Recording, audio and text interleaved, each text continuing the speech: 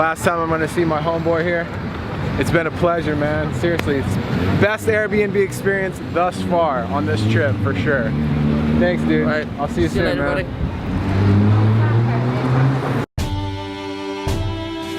I was telling Andrew that every time I travel, there's always 1 or 2 Airbnb stops where it's just an amazing experience, and you always remember the person who's hosting you. There's a guy in a kilt right there. And Andrew is one of those stops. It's kind of sad to leave. I don't think he's gonna be back tonight, so that is the last time I will be seeing him. Hopefully he'll come and visit LA, but until that time, thank you, Andrew. It's been a pleasure. Something else to note, Rode microphones are garbage. I sent this thing in because it was doing that beeping, that buzzing, hissing sound that you just heard on the last couple of clips. But I sent this damn thing in, paid $5, and it's still not working. So, Rode microphones, you are dead to me.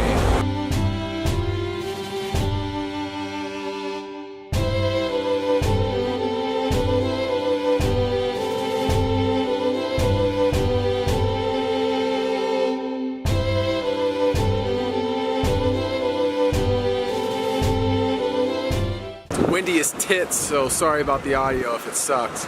Waiting on a bus right now to take me over to Portobello Beach. I just switched out some USD for some pounds, and whew, I'm getting riz-aped, you know what I mean? Like straight up, the pound is just pulling my G-string to the side and just sliding in nice and slow. Oh, the exchange is horrible though. They're kind of cool looking bills. They're see-through. Oh, this is my bus. Hi, how much is it to Portobello Beach? £1.70, sir, please. What? I'm sorry? £1.70. 1.70. I have 5 pounds. Is that okay? Don't give it any change, man. Once it goes in the box, it drops right down. Oh, okay. Put a box here, sir. Just throw it in there? Aye.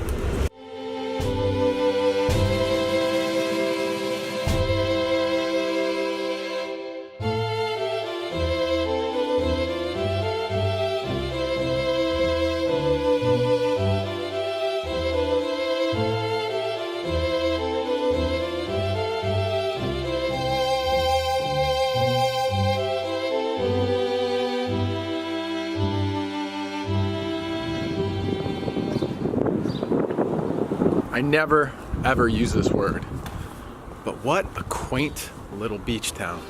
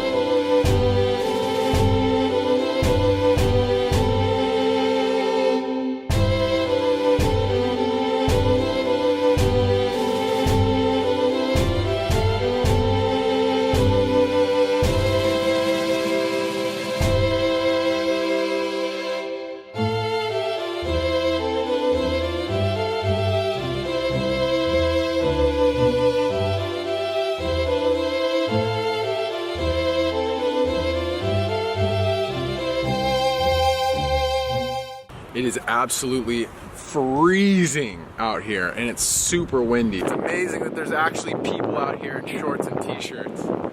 I don't see anybody getting in the water though.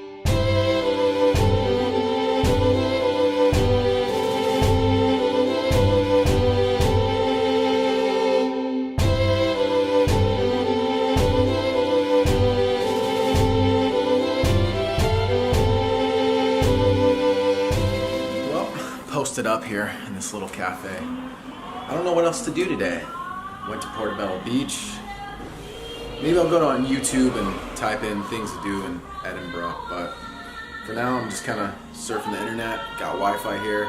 Probably take a bus back to the city here in a second, but that cannoli was fire.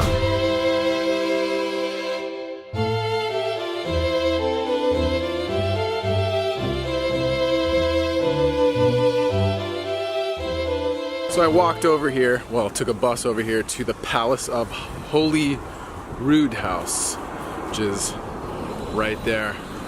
But you gotta pay to get in, and your boy Citizen Shiz ain't about that life. So good part is I didn't realize coming over here would take me so close to this freaking thing. Oh yes, sirree, Bobcat. Instead of going into this stupid palace, I'm fitting to hike this to the top.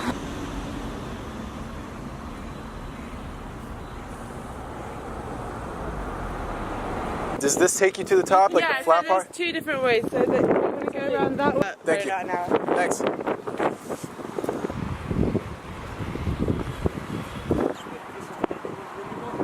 So those girls said it took them about 2 hours. They did it quite slow. So I'm hoping I can get up it in an hour. I've been eating cannolis all day, so I need the exercise. It's pretty steep. It's like Cheney Trail steep for all my LA cycling friends, which is probably nobody who watches this channel. If there are any Strava segments for walking up this thing, I for sure got the KOM. I'm hammering. My pace is unrelenting. Look at this though. Damn.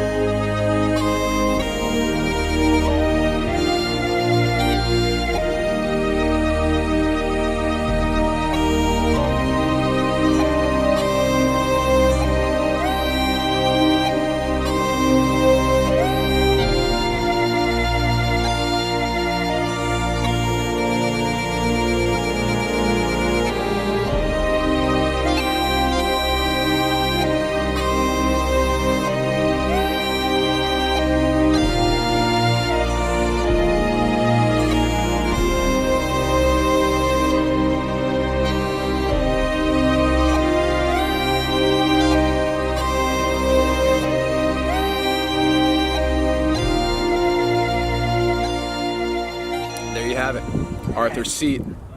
Only took about, I don't know, 30 minutes to get up here.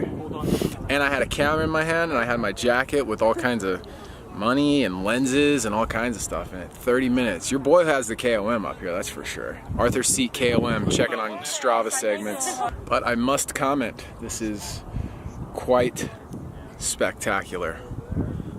Really, really inspiring coming up here. This could compete with some of the views in LA for sure. Actually, it's probably better because these mountains and glaciers or whatever I'm on right now, it's so different from anything in the United States. It's amazing. One last panorama. Not that I didn't take enough already.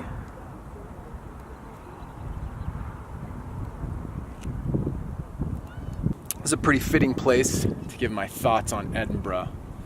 It's quite simple. This place is amazing. It's like Helsinki, but a little bit bigger, a little more going on here. The city is zero hassle, seamless to get around, fairly inexpensive, but the one thing that I have to complain about is the food is not nearly as good as all the food in other places in Europe, especially, I mean, it's nowhere near the quality and tastiness of London food. I don't know why. I mean, it's the UK. I would think it would be the same all over, but not even close. And the other thing is the weather.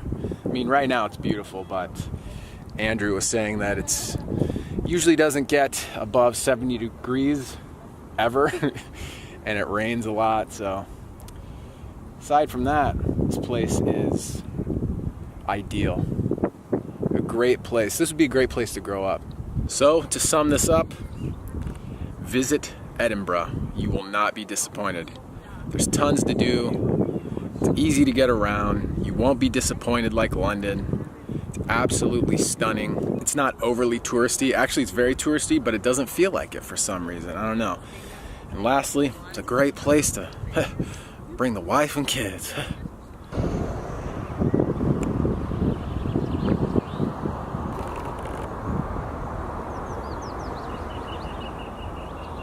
The only way to end an evening is with Indian food. So good. This is actually probably one of the best I've had yet.